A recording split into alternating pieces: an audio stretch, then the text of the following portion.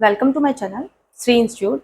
जैसे कि हम यहाँ 10th क्लास का क्वाड्रेटिक इक्वेशन की वर्ड प्रॉब्लम्स को सॉल्व कर रहे हैं, तो आगे उसी में जो आपके एरिया से रिलेटेड क्वेश्चंस हैं, यानी कि किसी भी फिगर के एरिया पैरामीटर से रिलेटेड जो क्वेश्चंस हैं वो आज मैं यहाँ पे कराने वाली हूँ।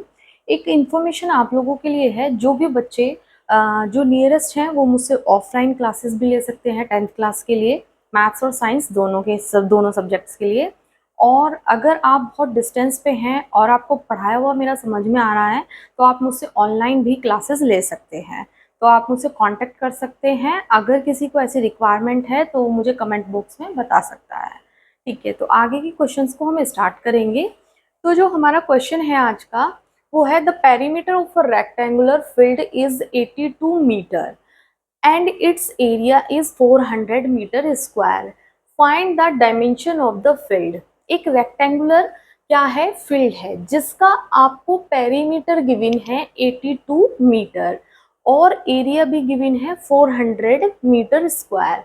तो आपको उसकी डायमेंशंस निकालनी है। देखो, जो रेक्टेंगुलर होता है उसकी शेप कुछ ऐसी होती है, ठीक है। ये दोनों साइड आपस में क्या होती हैं, इक्वल होंगी, यानी कि उसकी जो आमने सामने वाली जो साइड्स होंगी वो क्या होंगी, इक्वल होंगी। इसी तरह से ये, अब हम ये लंबे वाले साइड को लेंथ बोलते हैं और ये छोटे वाले को हम ब्रेड्थ बोलते हैं, ठीक है। यहाँ पे आपके पास में ब्रेड्थ और लेंथ दो डायमेंशंस की बात होगी जब भी रेक्टेंगुलर फिगर की बात होगी। तो ये रेक्टेंगुलर फील्ड है। अब इसमें पहली हमें जो एक इंफॉर्मेशन दी है वो ये कहा है कि इसका जो पेरीमीटर है वो 82 मीटर है। इसी पर आप सबसे पहले काम करेंगे, या आप सबसे पहले क्या लेट कर सकते हैं, let L and B the length and breadth of this rectangular field. इस तरह से आप इस क्वेश्चन को पहले लेट करेंगे, फिर आगे इसे कंटिन्यू करेंगे। बहुत सारे बच्चे से ए और बी से सॉल्व करते हैं, बहुत सारे एक्स और वाई से सॉल्व करते हैं कि लेंथ हमने लेट कर ली है एक्स और ब्रेड्थ हमने लेट कर ली है वाई। तो एज योर विश, इसमें कुछ भी ऐसा नहीं है कि आपको मैं कुछ मतलब मना करूँ कि ऐसा नहीं कर सकते हैं। आप कुछ भी लेट कर सकते हैं वेरिएबल। तो जैसा कि मैं यहाँ पे लेट करके चल रही हूँ, let length of the rectangular field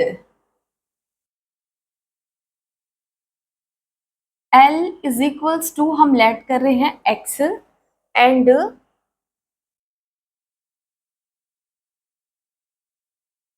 width of the rectangular field B is equals to, sorry, is equals to y let कर लेंगे। आपने लेंथ एंड विड्थ दोनों ही आपने लेट कर ली। अब काम करते हैं पेरीमीटर ऑफ अ रेक्टेंगुलर। तो जो पेरीमीटर होता है, perimeter of the rectangular field, वो आप यहाँ पर फॉर्मूले के अकॉर्डिंग लेट करेंगे, मतलब कि लिखेंगे लेंथ प्लस विड्थ। ये फॉर्मूला होता है आपका 2 इंटू एल प्लस बी। किसका होता है, रेक्टेंगुलर किसी भी शेप का, ठीक है। रेक्टेंगुलर मतलब रेक्टेंगुलर में कोई भी आपकी क्या सकते हैं, फील्ड आ सकता है, मैच बॉक्स आ सकता है, कुछ भी, लेकिन आपकी जो फिगर रहेगी वो रेक्टेंगुलर होनी चाहिए। तो उसमें आप लेंथ और विड्थ की दोनों की वैल्यू पुट कर देंगे। चाहे तो इनसे भी आप क्या कर सकते हैं, डायरेक्टली सॉल्व कर सकते हैं। यहाँ मैंने ये रख दिया और इसकी वैल्यू दी है 82 मीटर। ये 2 से कट हो जाएगा, 2 4 जा 2 1 जा, ये आगे 41 is equals to X plus Y.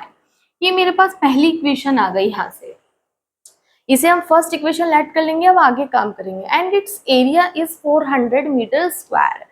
तो एरिया जो होता है, area of the rectangular shape, यानी कि यहाँ पर जो फील्ड दिया है वो कैसा रेक्टेंगुलर फील्ड है, वो फॉर्मूला लेते हैं आप। कितना होता है, लेंथ इंटू ब्रेड्थ। ये हमने लिख लिया यहाँ पे। लेंथ मेरी x है और ये मेरा y है। यहाँ पर ये दिया है 400 मीटर स्क्वायर, ठीक है, हमने ये भी लिख दिया यहाँ पर। अब आगे इस क्वेश्चन में x और y हमें एक साथ सॉल्व नहीं कर सकते, तो फर्स्ट इक्वेशन से या इस इक्वेशन से किसी भी एक इक्वेशन से आप एक वेरिएबल की वैल्यू निकालेंगे और दूसरे में पुट कर देंगे, जैसे क्वाड्रेटिक इक्वेशन बनेगी और वहां पर जिस भी वेरिएबल में आप क्वाड्रेटिक इक्वेशन बनाएंगे दो आंसर आएंगे, उन दोनों आंसरों को फिर हम दूसरी इक्वेशन में रख देंगे तो दूसरे वेरिएबल के भी आंसर आ जाएंगे। अब देखते हैं कैसे करना है। चाहे तो हम यहाँ से पुट कर दें, चाहे यहाँ से लेके यहाँ पुट कर दें, एज योर विश। ठीक है, तो x इज इक्वल्स टू मेरे पास आ गया 400 अपॉन y, ये y में भी बन जाएगी। और इस तरह से अगर हम ज्यादातर x में पढ़ते हैं तो आप यहाँ से y की वैल्यू निकाल लेंगे 400 अपॉन x।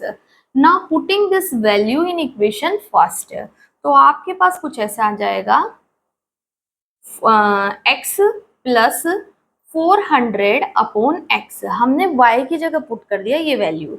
यहाँ हम एलसीएम लेंगे, देखो 1 और x का जो एलसीएम आएगा वो x आएगा, 1 से x को डिवाइड करोगे तो x ही आएगा और x की x में मल्टीप्लाई करेंगे x स्क्वायर हो जाएगा, x से x को डिवाइड करेंगे 1 बचेगा और यहाँ 1 की 400 में मल्टीप्लाई करेंगे तो 400 आएगा।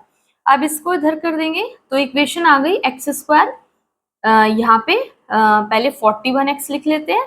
ठीक है, अब देखो दो केस हैं आपके पास में, यहाँ पे ध्यान से समझो। पहले आपके पास 41x आएगा, एग्जैक्टली ऐसे ही कर लो जिससे आपको कंफ्यूजन ना हो।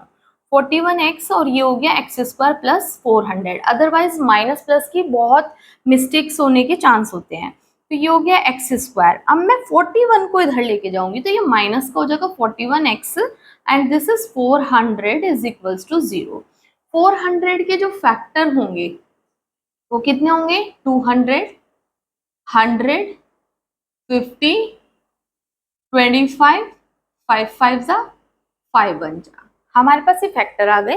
अब फैक्टर के अकॉर्डिंग हमें मिडिल स्प्लिटिंग टर्म बनानी है, मतलब मिडिल टर्म को स्प्लिट करना है, लेकिन इन फैक्टर्स को ऐसे अरेंज करना है कि 41 बन जाए। कैसे, 2 2 जा 4 2 जा 8, 8 5 जा 40 डायरेक्टली आ रहा है। ठीक है, या आप ऐसे कर सकते हैं 5 5 जा 25 एंड 2 2 जा 4 2 जा 8 2 जा 16। अब ये देखो 25 प्लस 16 11 और ये बन गया आपका 41। तो ये बहुत इजी फैक्टर निकल के आ रहे हैं, यहाँ पे हम इसे ही फॉलो कर लेंगे। 25 plus 16 into X plus 400 is equals to 0।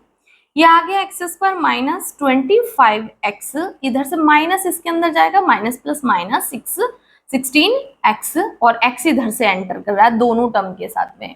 ये आ गया 400 इज इक्वल्स टू 0। इन दोनों में x कॉमन आ गया, x माइनस 25 आ गया, यहाँ माइनस 16 कॉमन आ गया, माइनस प्लस माइनस एंड 16 से इसको कट करेंगे तो ये भी कितना आएगा 25।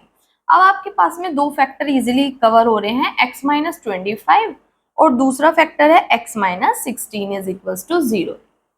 इट मीन्स x की दो वैल्यू है 16 और 25। Now put this values in y। ठीक है, तो हम यहाँ पे y में यहाँ पे पुट कर देंगे तो y की भी दो डायमेंशंस आ जाएंगी, मतलब दो वैल्यू आ जाएंगी। तो y इज इक्वल्स टू, अगर मैंने यहाँ पे 400 को 16 से डिवाइड करा तो 25 और मैंने अगर 400 को 25 से डिवाइड करा तो 16। इट मीन्स आप अगर x की वैल्यू 16 ले रहे हैं तो y 25 आ रहा है, अगर y की वैल्यू 25 ले रहे हैं तो x की वैल्यू 16 आ रही है। तो आप ये दोनों भी वैल्यू शो कर सकते हैं और कोई एक वैल्यू यानी कि x इज इक्वल्स टू 16 और y इज इक्वल्स टू 25 भी शो कर सकते हैं। तो इस तरह के क्वेश्चन जो है वो इस टाइप से आपके सॉल्व हो जाते हैं, बहुत ही ईजी क्वेश्चन है। कोई भी क्वेरी हो तो आप मुझे कमेंट बॉक्स में बता सकते हैं।